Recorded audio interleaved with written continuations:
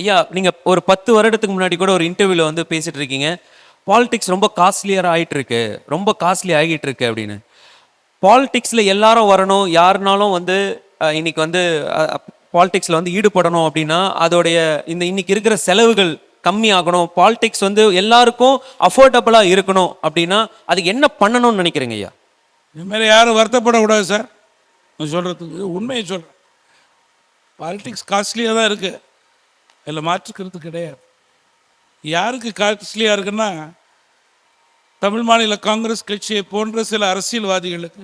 காரணம், சொந்த காசு செலவு பண்ணிக்கிட்டு இருக்காங்க.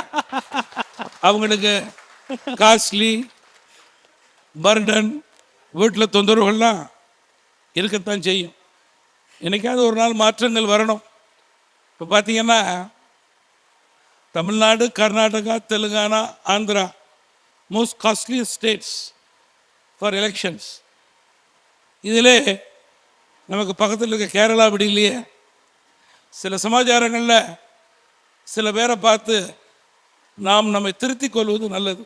அவ்வளோதான் சொல்ல முடியும். அதுக்கு மேலே சொன்னால் நான் வாக்காளர்களுக்கு எகென்ஸ்டாக போயிடுவேன். ஐயா, நீங்கள் ஒரு பொலிட்டிக்கல் லீடராகவும் இருக்கீங்க அண்ட் ஃபாதராகவும் நீங்கள் வந்து உங்களோட பர்சனல் லைஃப்பில் இருக்கீங்க. இன்றைய தலைமுறையர்கிட்ட உங்களுக்கு பிடித்தது என்ன அண்ட் மாற்றிக்கணும்னு நினைக்கிற விஷயம் என்ன?